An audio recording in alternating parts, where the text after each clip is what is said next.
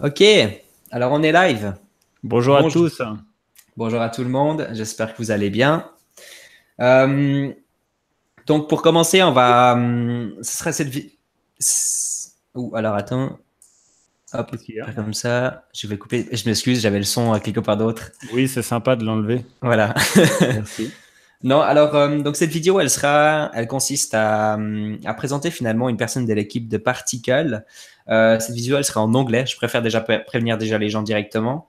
On va essayer d'un petit peu traduire en français s'il y a vraiment quelque chose de nécessaire, mais ce sera la majorité du temps en anglais. Puis en espérant que la majorité des gens vont quand même comprendre. Paul va essayer de ne pas parler trop rapidement, donc on va vous le présenter directement après. Euh, et donc, cette vidéo, ce sera une présentation de l'équipe, mais également de leur projet. Et on a également prévu des vidéos à venir également sur Particl. Et en espérant de pouvoir bien vous présenter le projet global pour que vous puissiez le comprendre correctement. Et puis, je ne sais pas si tu as encore un petit mot à dire avant que je Non, j'allais présente dire oui. peut-être Paul. Non, effectivement, on a choisi, on ne sait pas le temps qu'on va avoir effectivement pour toutes les questions. On va en faire une série, puis enfin, on va pas faire ça qu'avec Particl. On va essayer de présenter plein de bonnards crypto-monnaies, crypto-technologies. Et on va faire toujours un petit peu le même principe. Je pense que c'est valuable pour la Exact. communauté, quoi. Top. Voilà. Euh, donc, bah, je vous présente. Je vais vous présenter donc Paul. Bah, je le remercie déjà de pouvoir être présent. Je voulais aussi remercier Ben et puis CryptoGuard qui sont pas ici en ce moment, mais ils vont sûrement se présenter un petit peu plus tard dans les prochaines vidéos. C'est aussi grâce à eux finalement qu'on a l'opportunité de rencontrer Paul et puis qu'on puisse faire ces vidéos aujourd'hui avec eux. Donc, merci à vous. Et puis, on va tout de suite attaquer. So Paul, thank you very much to be able to be here. Thank you for your time. It's an honor for us to be able to ask you some questions on Particle and to be able to see a little bit more about the project and go a little bit more deeper. And so thank you. Maybe you can maybe like begin with a small like introduction about yourself, maybe. Sure. Yeah. Well, thanks for having me too.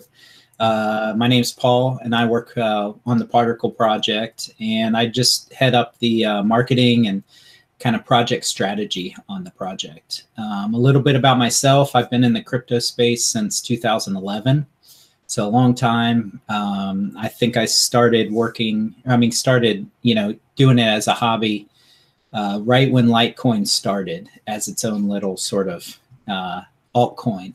So a long time. And probably in 2013, 14, I got involved in the privacy coins. That's when a lot of those coins started coming around. And that's sort of a important thing for me. So really started to get into all those early communities with that.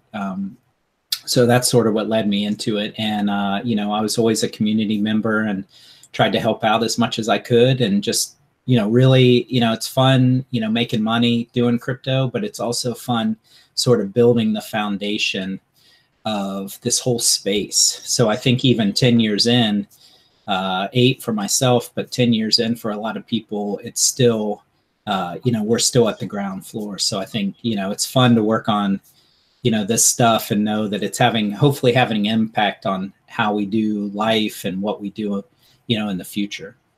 Yeah. Yeah, it's true. I think most of the people are here today because they want to see a change in the world. And yeah, privacy is something very important, of course. And we'll be talking about it a little bit more, I think, because Particle, it's something very important. I think it's even, it's like one of the biggest core of the business. Yeah. But maybe to begin, we can like talk a little bit about like Particle, like what is Particle today? And if you can go a little bit more deeper inside of it. Sure. Yeah. So Particle's like first and foremost, it's a privacy coin.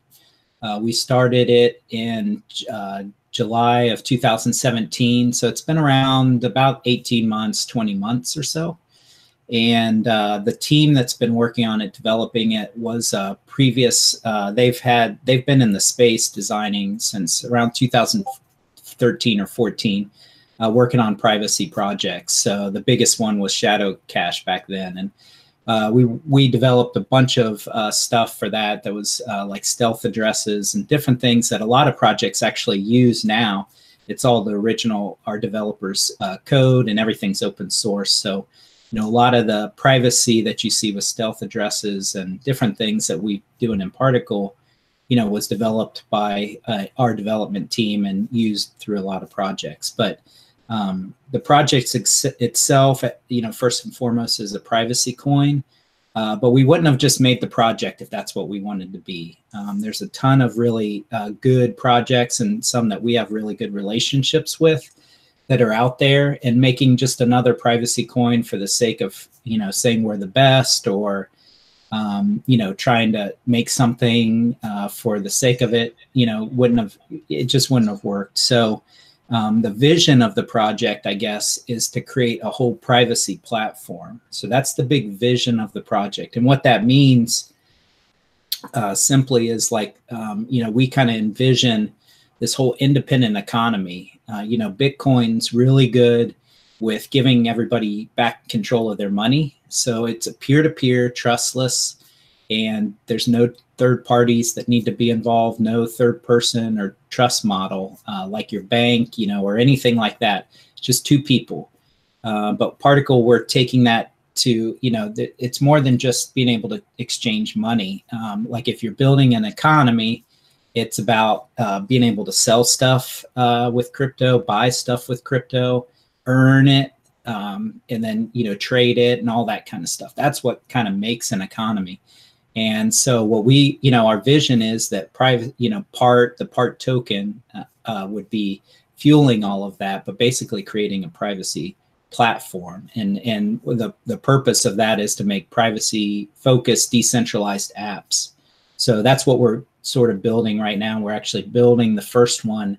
It's getting ready to go live, but it's actually a decentralized marketplace. So it's a place that you can buy and sell stuff for crypto, which is really needed in the space. Yeah, that's true. There's a lot of cryptocurrencies. We actually really use it today to buy really stuff, or to sell stuff and like earn cryptocurrencies from it. So as you said, I think it's very important today to have like a privacy key token, to be able to have like a new economy system. And it's really a great actually project. Amazing for that. Mm-hmm. Yeah. It's really nice. And then the cool thing with it too, I guess, is that, you know, like we were saying earlier, building stuff for the future, like, you know, we're not building these privacy focused dApps or decentralized apps exclusively for part two. Ultimately, like right now, that's what they're built for. But, you know, we have a lot of the technology that a lot of projects are sharing, like atomic swaps, even side chains, that kind of stuff, which is a little more techie. But what it lets people do is actually the new marketplace we're getting ready to put out. Ultimately, you could use your Bitcoin to buy stuff with it. You can use your Litecoin or whatever coin you want. It's inclusive for the whole space. So we're, you know, one of our core values besides privacy is being currency agnostic. So part is very important. There's an intrinsic value that you need that to be able to run everything and hold the contracts and the, you know, escrow contracts and stuff. But for the most part, we're creating a use case for a lot of other projects, not only part. It's a place that, you know, projects could come and, you know, use the marketplace with their favorite coin ultimately and do that. And that's why we say, you know, it's a good place to buy and sell stuff for crypto. Mm-hmm.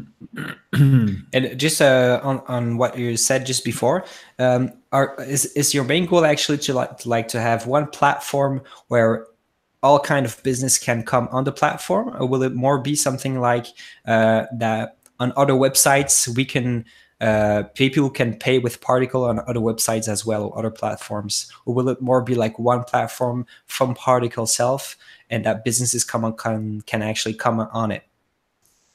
Yeah, I think when I say platform, I mean like the blockchain and the whole infrastructure. So the SDK, yeah, like the APIs and that stuff. So people building dApps similar to Ethereum, building them on there. But the difference, I guess, would be that this one's grounded in privacy. So That doesn't mean it's being secretive or anything. It's just core fundamentals of what kind of data are you putting out, what kind of data are you bringing in, and a way to protect all of that versus from third parties or other things. And being able to run all that without without the shortcuts, I guess, of just being able to send stuff out and not care about it, you know. Okay, yeah, I see. Greg, est-ce que tu veux parler? Okay, we can we can jump to the history, or we have also something to say about the menus.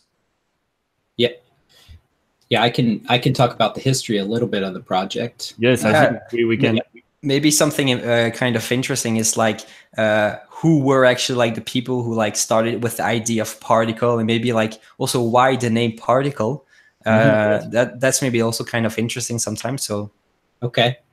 Yeah, well, to start, you know, the project, you know, was started in 2017, but I was an investor in the previous project, which was a privacy project called Shadow Cache. And that's where a lot of the team worked for. And there came to a point where we, that project and some of the, you know, investors, I guess, wanted more than just, you know, we were seeking how do we, you know, become mainstream adopted or grow this bigger than just a small little crypto space. Like the crypto users were using it, but what's it mean when it goes out farther? So we actually met up with some larger investors in the project that were based in Hong Kong, and went through a whole pivoting session where basically they said, you know, like the code that you're building on is, it's like comparing Windows 95 to building on Windows 10 now or whatever. You know, you're building on an inadequate code base. So anything you ever do to that code base, you're never going to get people to work on it if you build like adapt, you know, process or whatever, and it's old and Bitcoin's come a long way. So there was that side of it. The name was kind of shady, you know, the fact that it was Shadow Cache and just the dark market kind of implications from that, and a number of other things. So their recommendation was we pivoted, which meant that we, you know, Shadow Cache was a success. When we stopped the project, it was actually a top 30 coin market cap project at the time. This was in early 2017 or 2016. So it was a top 30 project, and we basically were saying, you know, this was a, you know, whole test project, and we've concluded it, and now we're switching over we're changing the code base to the current Bitcoin code base, and we're not keeping all the privacy that we had built for Shadow because there's some better stuff that's out there, so, and better research. So we actually changed the code base, had a whole new chain, so all the old history is not on there, and we brought in improved scheme, a privacy scheme. And then what that let us do too is rebrand. So we came up with Particl, and I think our lead designer, CRZ, CRZ's his or his code name, I guess, but Hairloff, he came up with Particl. I think he's going to do some kind of blog or something about how that came about. I don't know the full story on it, but anyway, so Particl, and then we rebranded and that kind of stuff. So that was a big shift. But what that allowed us to do is build on Bitcoin current, which was, you know, 0.14 at the time. And we're one of the only projects, if not the only project, that actually every time Bitcoin code base updates, within a week or so, daily we're up to date with it. But within a week or so after the testing happens on their end, we release it on our end. So everything we're building is upwards compatible with Bitcoin ultimately. Oh, and then what we ended up doing was we created confidential transactions onto the Particl blockchain. And it's the first time the project, or any project on Bitcoin, was that ever had confidential transactions on mainnet. And what that does, confidential transactions basically hides amounts. So it breaks the traceability of your coin through the network. And we made this not by default, it's something a user would opt into. But basically, if you choose a private transaction between people on our chain, the amount's actually blinded. It's hidden, and so you can't trace like a part token like you can a Bitcoin token all the way through. So like in the case of you know, a theft or something like that, there's no or anything like that. There's like no way to trace where that Bitcoin or particle is anymore. So, and it's not necessarily to hide the bad stuff, but to provide privacy to the good stuff. And the same thing with stealth addresses. It's another privacy feature that's built on that protects the recipient's privacy as well. So that's sort of a history. So we basically launched it as a current Bitcoin code base fork. It's not a fork of Bitcoin. It's just the code base. We don't have history of Bitcoin. We added this first in the industry technology with confidential transactions, and ultimately Ring CT, which is Monero's tech on Bitcoin code base. It's a brand new input. It's built from the ground up. We put all that on, and we actually launched the project, interestingly enough, as a staking project, a proof of stake project. And we launched it straight as a proof of stake project, which might have been the first time anybody's ever done that. Typically, since the beginning. Since the beginning, yeah. Okay. So usually that never happens. You have a proof of work piece that gets the network going, and then you switch to proof of stake. Since we did an exchange, a swap from Shadow Cash to Particl. Those guys got a 1-to-1 swap. They could exchange their Shadow for Particl. That's the only way you could get into Particl to start. Since we had that staking balance, we actually were able to launch from the start as a proof of stake coin, which is pretty unique. I don't think anybody's ever done that before either. Oh, amazing, actually. Yeah, and the proof of stake, I think we will maybe not go in details today because you can talk a lot about the proof of stacking, of course, but it's something very important for the Particl part, and it's as Ben talked about it a little bit, it's like they want to go against the, how do you say in English, the inflation? How do you say? L'inflation. Ouais, l'inflation en français. L'inflation, ouais. L'inflation. I don't know how you say it in English. It's when like the dollars loses value each year. How do you say that? Oh, inflation. Inflation, yeah. So Yeah, Particl is going a little bit against the inflation, if I understand it also right. Good. Yeah, it starts at the first year was a 5% inflation. Well, all proof of stake coins have to inflate because it's just the nature of the model. But it's 5%. Then every year it goes down 1%. So right now we're in 4%, and then by the fourth year it's 2%. Inflation for the rest of the time. So for the rest, okay. That's the coin increase every year. So, and that's how rewards are. Yeah. Okay. Yeah, I think we will do a video, I think, about stacking because it's something very important. It's part of a reward actually to be able to hodl particles as well. Yeah, it gives some value to it. The other cool thing with it too is I know it gets a lot of backlash on, and if we do a video with staking, we can get into all the cool stuff we've done to make it stronger. But one of the cool things about it is with Particl being proof of stake, I think, is that, you know, a lot of projects that fork Bitcoin either straight and take the history like Bitcoin Cash and then claim to be better than the original, or which is crazy, or you get people that are forking it and then saying they're better automatically, like other projects that, you know, take the main code base, did nothing to do that, and then, you know, are just taking it and it's always like that. Use as your own, right? The cool thing with Particl, I think, too, is that we've never really, we're big fans of Bitcoin. Actually, probably a majority of our team are Bitcoin maximalists, even though we work on Particl. We're big privacy fans, so a lot of this privacy stuff we can do on Particl, but we're, you know, obviously Bitcoin's, you know, what started it all, but and proof of work fans. But the cool thing with Particl is that, you know, it's kind of a complement to Bitcoin. Like, you'll never hear our project say we're better than You know, we are making Bitcoin more private, obviously, but we don't take mining resources. So we're not proof of work. So we're not stealing miners from the Bitcoin network. So that's a big thing. We're complementing it with the staking. And then we're also, you know, we have privacy enhancements that are opt-in, like the confidential transactions and ring CT, which are up to date with the current Bitcoin code. So if ever Bitcoin were to, it's almost like a testing environment, I guess, on the privacy side with Bitcoin. So there's a lot of things that are more complementary, Particl and Bitcoin, and that's how we view it. And that's why, you know, we're obviously big fans of Bitcoin. So I think that's kind of a neat little thing too, related to the Particl Bitcoin sort of relationship.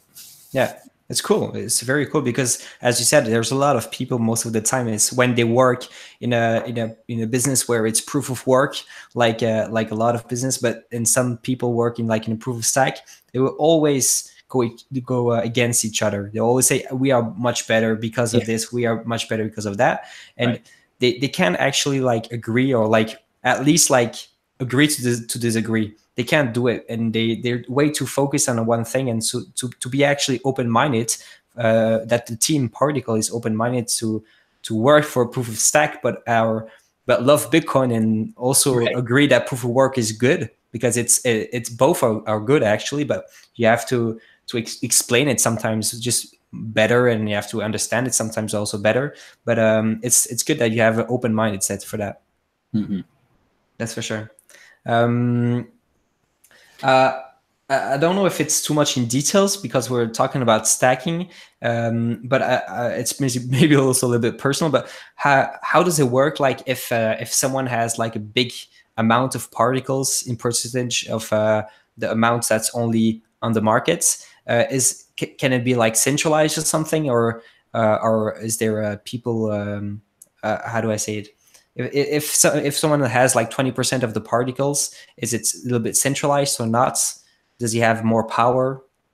Right. Yeah. No, I think that's a good question.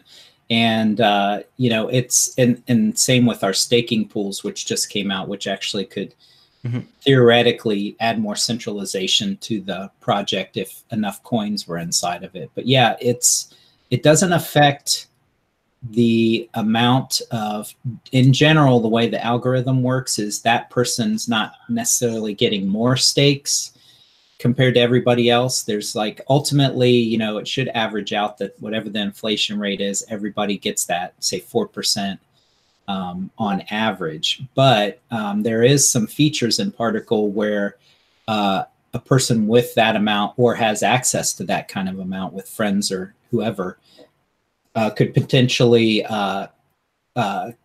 compromise, I guess, the network. So, you know, it's good to have. Now, the good thing is that I think at this time, at least, I think it's 40 or 50% of the network staking, which is really good for a proof of stake network. So I think a big chunk of the network staking, which helps, which kind of takes that risk out of there for somebody to actually have that kind of amount. But yeah, if we have, so on the marketplace, which is something we're coming out with, it's purely peer-to-peer, no third party anything, and it's trustless, and we have a governance system built in, and that governance system takes into where if 10% of the total supply, where say someone lists something illegal, or lists anything, but say it's illegal in say everywhere. So like say someone's trying to sell somebody, like a trafficking sort of thing. It can get flagged. And then if 10% of the supply says that that's illegal and votes down on it, then that removes that item. So technically, if somebody were to somehow, there's no wallets that have this kind of amount individually, but if they were somehow to collaborate and take 10.1% of the supply, or even 10%, even probably less than that, because really they probably only need 5.5%. They could potentially sway that vote. So, you know, it's something to definitely keep in mind. In our governance systems, just a small version, early version, and if we see that getting manipulated by coin supply, then we'll make tweaks to it. But yeah, whenever anybody has a large supply of any any coin, then there's potential that they can definitely sway a lot of things. Yep, that's true. Exactly. But yeah, as you said, it's good to actually at least know it, to know that if someone has that kind of amount on a wallet, there could be something that could happen. But at least everyone can know it, so that's also good. And so, if I understand it good, so it means that that the more people who's stacking, how better it is actually for the for Particl itself, for the staking on the network. Yeah, the more nodes, the better. You know, it makes it more resistant to it. Okay. It takes supply off of the open market because in order to do an attack on it, you would need some amount of coins. So that's one of the benefits of proof of stake coins, is that you actually like to do a proof of work attack. You can spend some money and rent a bunch of things. You don't have to buy it. You can actually spend an amount of time to attack a network. With staking, you actually have to have the supply in hand. So you actually have to buy it, which makes whenever you have a large amount, to buy it makes it not worth like that kind of attack. There's different kinds of attacks that can happen, but in that sort of attack, you would need to spend a lot of money to buy those supply and then use them for bad. So it's definitely one of the attacks, like a 51% attack usually on a proof of stake one. It's a little more expensive. It depends on the network and depends on a lot of factors, but in general. Okay. Okay, I have an interesting questions because it's a mix of two questions. The questions, the mix is what are the main goal for the next couple of years, and also the main use of the project. I found a question that would be interesting is why Particl will be more used by unbucket countries than the Bitcoin. Gotcha. And that could be answer a little bit those questions. Yeah. Yeah. So it's more than in unbanked countries. Yeah. Gotcha. So the goals on the project, obviously right now we're focused on getting the marketplace out. So that's going to be a application, and we'll continue to develop onto that. So after we release this this marketplace, which is scheduled for this quarter, this first quarter, we'll continue to do improvements onto it. So this is pretty much a step above our test version, but on mainnet. So it'll be for experienced users only. You know, start small. There's a really good chance that something will happen that you don't expect to happen and you could lose money. So you need to start small and kind of like ease into it. It's not for widespread adoption yet, but what we're going to be doing on the back end and the test net is building features like inventory management, reputation, person-to-person communication, that kind of stuff, to be able to use it like a true e-commerce platform. The longer version or roadmap items would be a web interface and a mobile interface, because I think it's around 60% or more people shop online or they shop with their mobile. So nobody's really, you know, like main adopters won't be downloading an item or downloading a product like the marketplace and putting it on their computer and using that to shop. It's definitely hinders mainstream adoption. Now, crypto users are used to doing that. They're used to having a wallet that they download and they keep their coins in. So our first target audience would be crypto users, and crypto users want to spend their crypto to buy stuff. So it works out pretty well.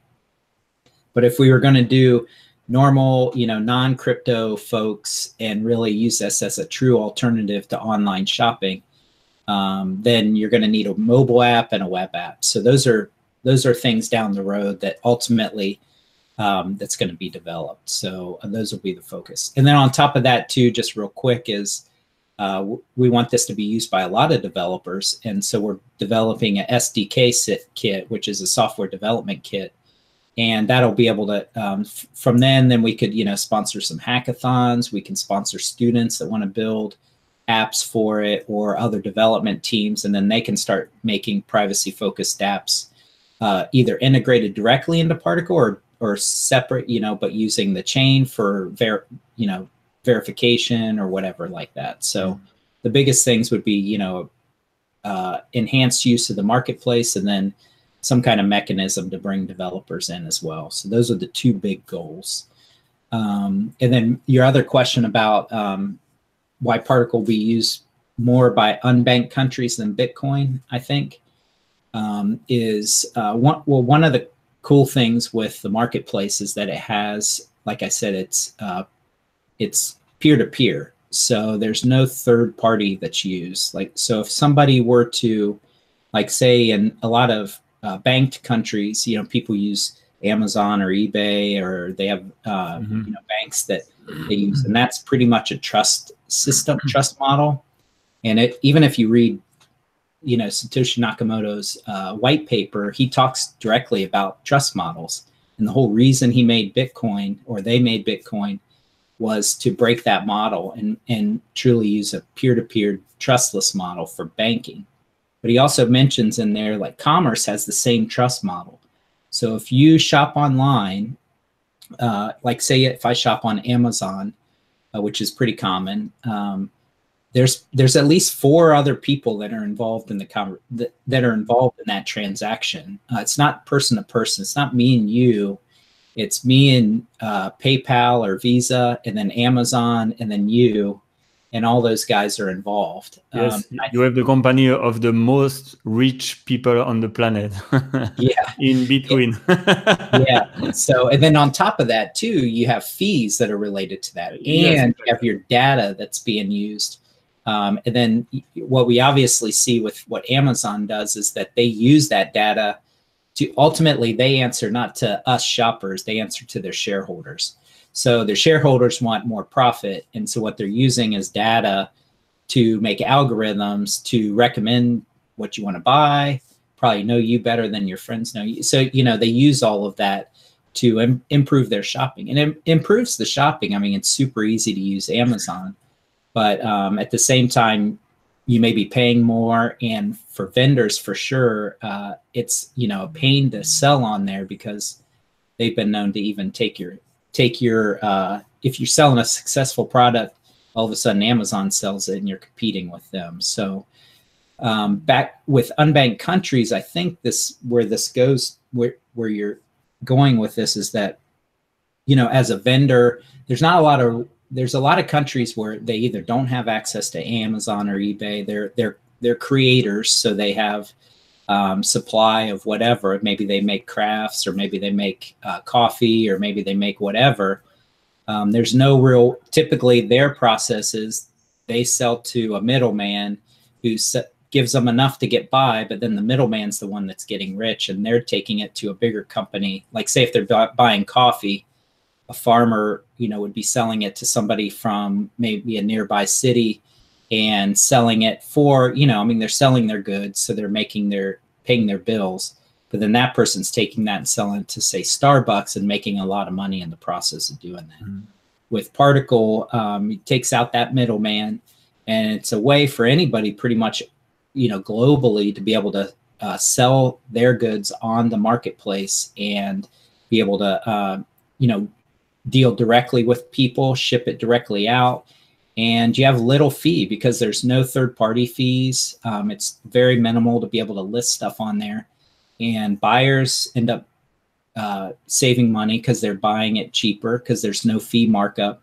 And sellers can actually make more money because they don't have to pay their fees out. So eBay, they're taking 10% of the cut.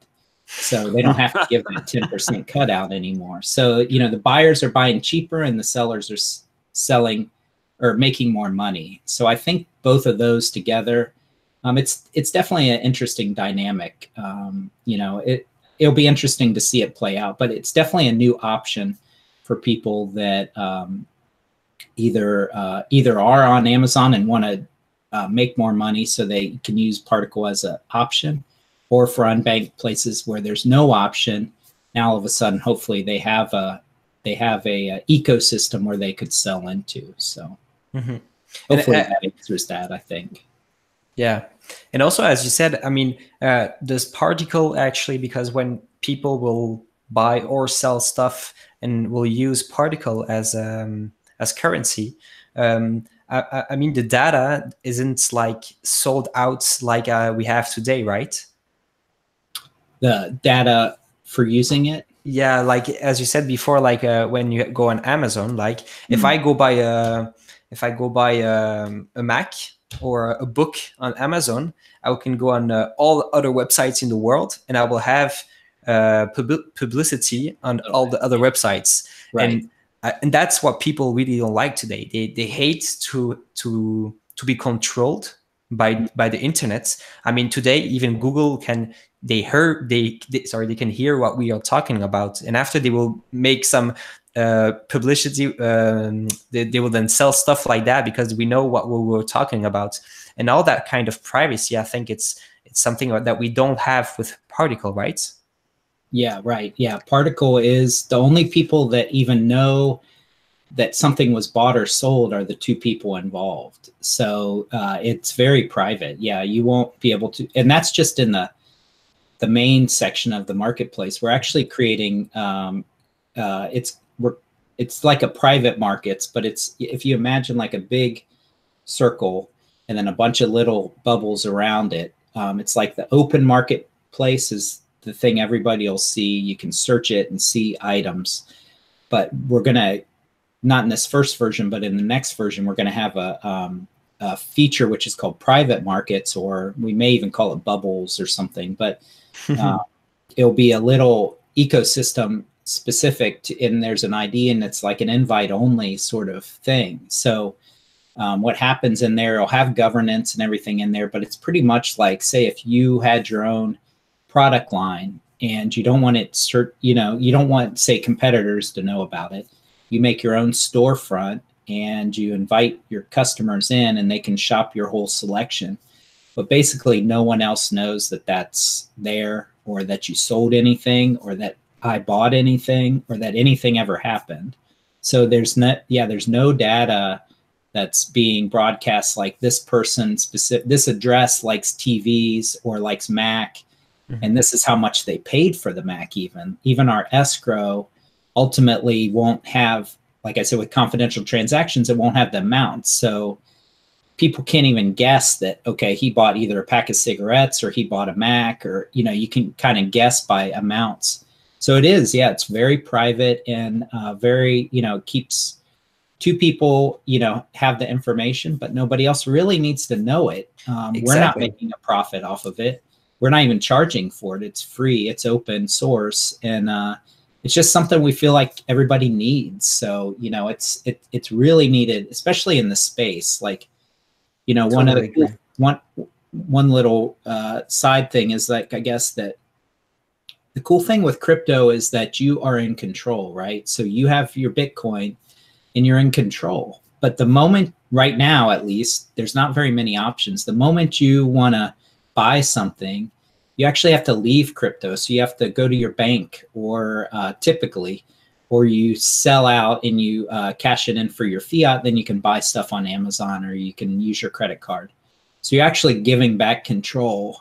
So you have this, you know, control, and then you're giving it back in a way. With Particle, it kind of closes the loop, right? So you have you're in control, and you never have to leave crypto again. You know, ideally, you know, we're not going to have everything you need on the marketplace, but the concept's there where you can have an independent economy without ever having to actually leave crypto again.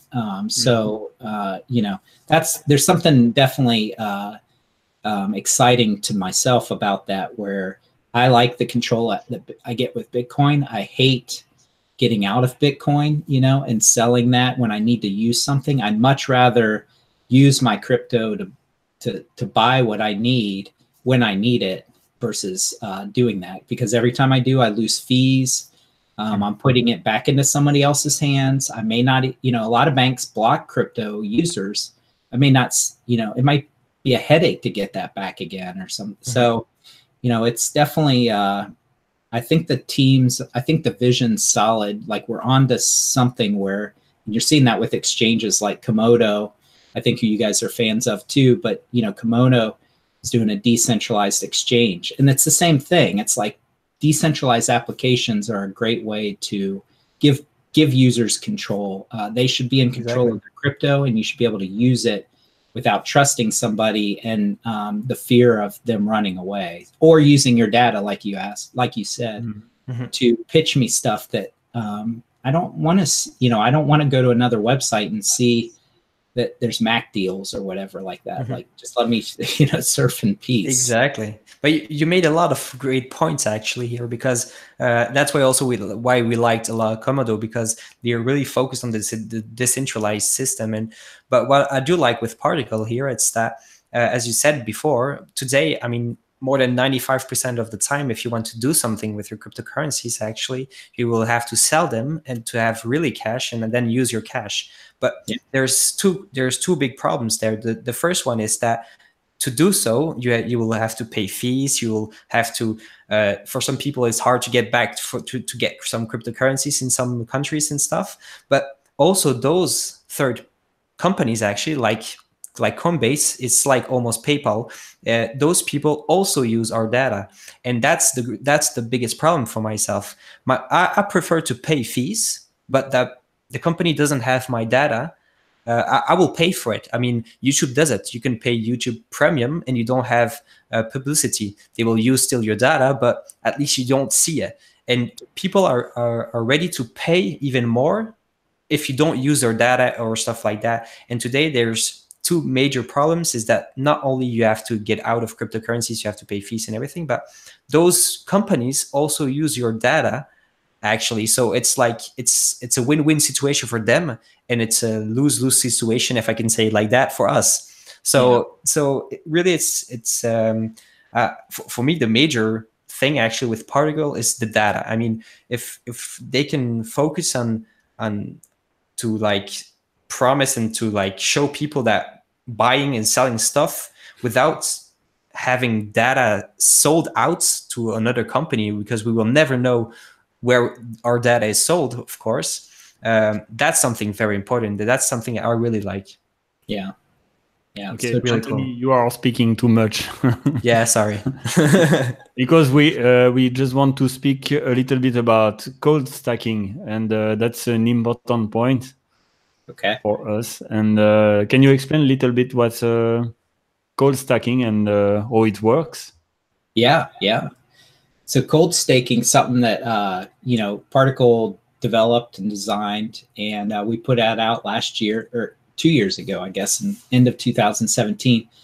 And it's really an enhancement to proof of stake. So one of the problems with proof of stake is that the private key is always kept in memory. So the whole onus of a staking node is that they're constantly broadcasting to the network. And if there was ever an attack, you know, that private keys actually stayed kept in memory. So things like quantum computers, they can leverage that little bit of time to be able to potentially steal your private keys, or other things that are, you know, like other bugs or something like that that could actually access your memory. We had some early in 2018, Spectra and Meltdown, which actually accessed your memory. So that kind of stuff's, you know, key. Well, with cold staking, what we designed was basically an online node, which is something that's broadcasting all the time, an offline like cold wallet, which has all your part, and then a contract.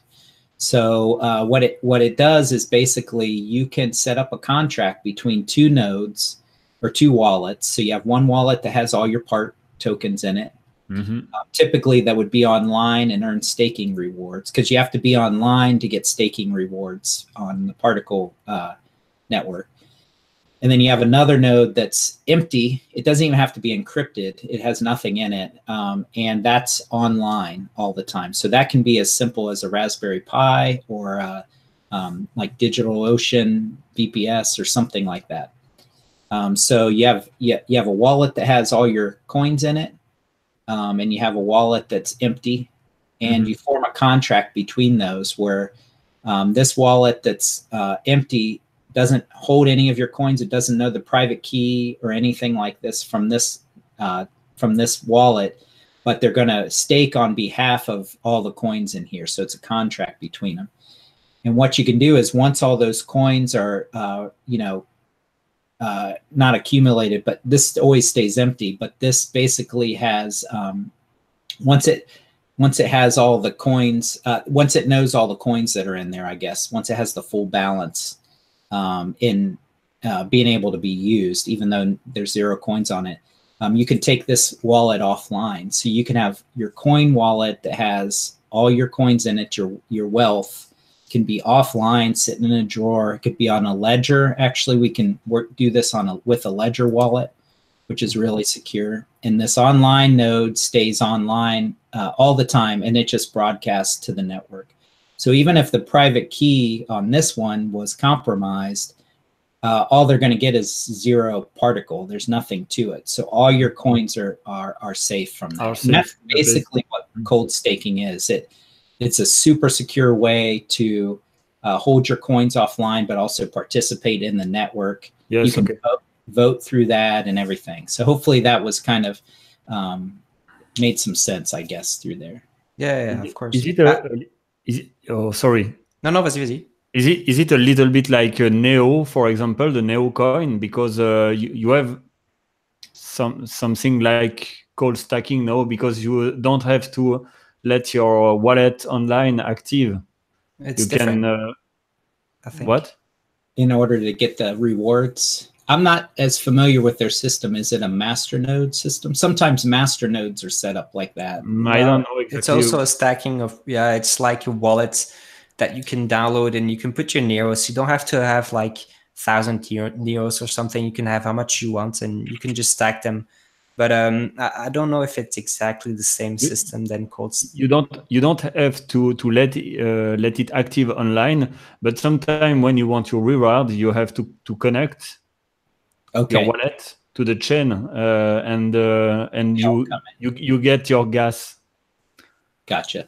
So that sounds to me like the early versions of proof of stake were like that, where you could be offline and it's staked on your behalf. So it might be a proof of stake version 1 or 2 version of it. The proof of stake version 3, as far as I know, that's the one that like Blackcoin and Particl and different things like that use. I think that was the one where they broke it, where you have to actually be online, which makes a lot of sense. You should be actively participating. So it could be, I'm not familiar, but it could be an earlier version where you basically, it does it on behalf. And once you get online, you actually see all these rewards come in based on the last time you were online. That's what it sounds like. So it's a little different than cold staking, because at that point you're broadcasting back to the network from the coin from the wallet with all your coins in it. Whereas on the ledger, if I wanted to spend those I can just spend them from the ledger, and I don't have to get online for anything. Yeah, and the gas is used for the transactions, actually, for the miners, also so that the transactions can be done. We use the gas for it, and so they're not stacking Neos to get Neos. That's also a big difference for me. It's like the fuel. Okay, yeah, like the fuel, actually. The gas, yeah, like you said. Can I ask about the difference between to cold stack yourself or with a team or a pool? Yeah. So I will just be back in 30 seconds. Just sorry, but you can go. I'll be back. Okay. So the cold staking pools we just put out at the end of the year, and what that allows you to, it's the same setup, except you're pooling all your resources together and getting a portion of reward more steady. So a lot of times, like with Particl, we're at a 4% inflation. So if you have, I think it was something like 30, say you have 30 part at 4%, the odds are that at the end of the year, you'll get one coin stake, which is 1.2 part, that amount. And then if you wanted to figure out how much per week or month, just multiply by that 30. So 12 times 30. If you had 360 part, more than likely you'd probably get one a month, that kind of thing. So with the prices, what it is, which is still pretty low, but I mean, at one point, you know, it was a lot higher. It was hard to get a lot of part to actually be worth staking. So the cold staking pools fixes that, because it doesn't matter what amount of parts you have. If you're pooling it together, say if I have 100 part, but I'm pooling it with a lot of other people to a cold staking pool with, say, 30,000 part, like they're going to find more rewards more regular, and I'm going to get my proportion of that from that, just like a regular proof of work pool. So there's some advantages though. So that's one of the advantages if you have a little bit of coins all of a sudden now. And I think that's why our staking rate is higher right now, like 40 or 50%, because I think a lot of more people are staking, which is great. But the benefit of that too is that you get regular rewards, even if you have a small amount. Whereas if you have 30, you might wait a whole year to get one. You could potentially be getting micropayments regularly.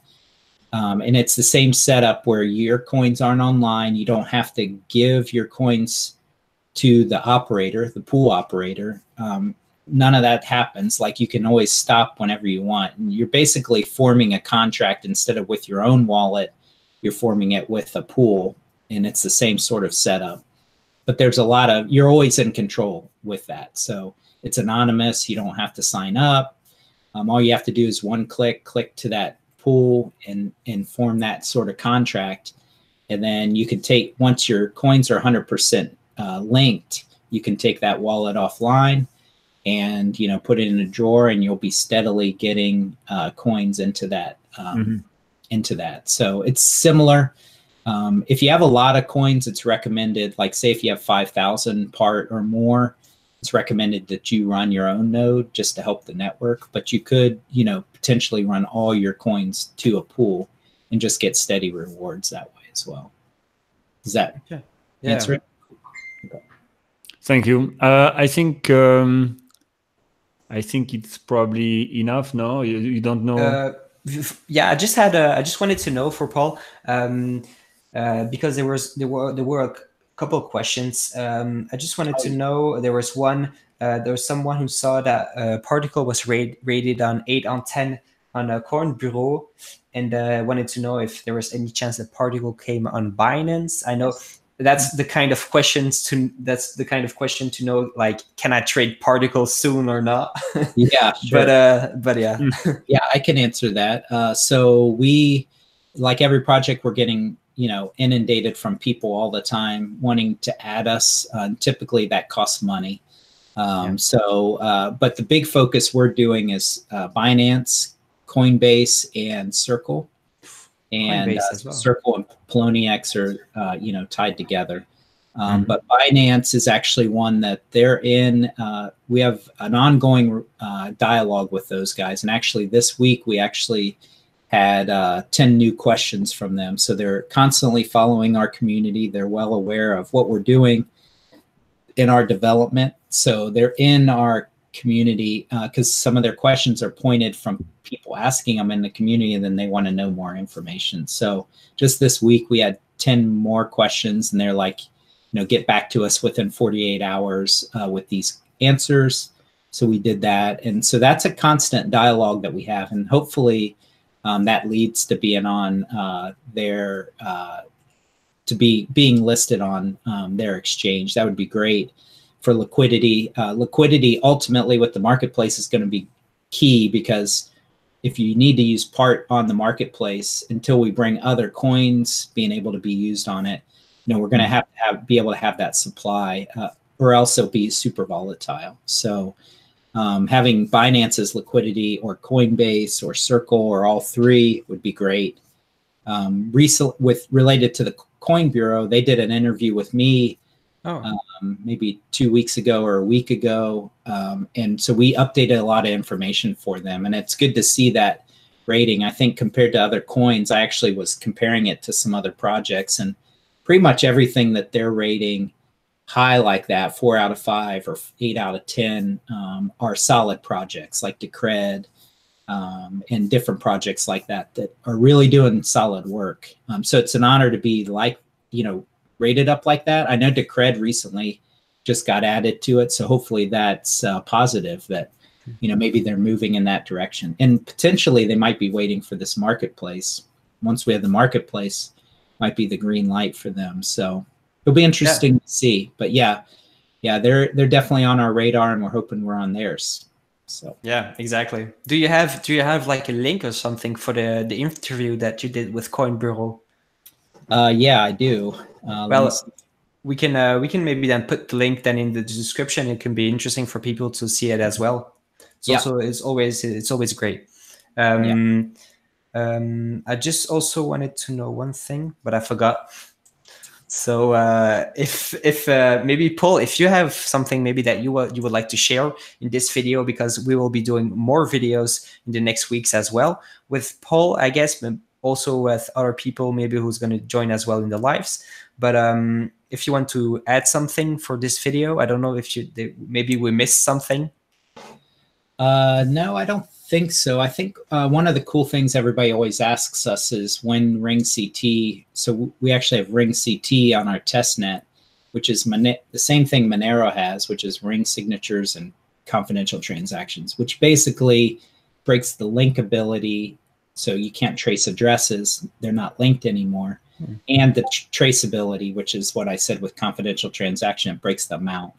And they have that by default, but we actually implemented it not from their code base, but straight from, you know, as ground up sort of build on Bitcoin. And everybody's always wondering when we're going to put that out. And then paired with that is bulletproofs, which is sort of in the news right now. And it basically is like in general, private transaction, like a confidential transaction or a Ring CT transactions, 20 times more expensive to go through the network than a regular transaction. So it's 20 times bigger. It bloats the, that's why Monero's chain got so big, because they had, everything was private. But Bulletproofs actually cuts that. And so, you know, we're getting ready to, we've had our Ring CT audited and peer reviewed. So that all that's happened, but we're actually getting ready to do a new audit with bulletproofs included. And once that's done, we're actually going to be bringing all of this onto mainnet. So those are big privacy moves that still have yet to be done. So that's just going to improve the privacy for the marketplace and for the network as a whole. All of it's opt-in. So you could choose to be, you know, just your amounts hidden, or fully hidden, or just regular transaction that's pseudo-anonymous like Bitcoin now or Particl now. So all of that hopefully will be, we're looking at a time frame of about 4 to 5 months.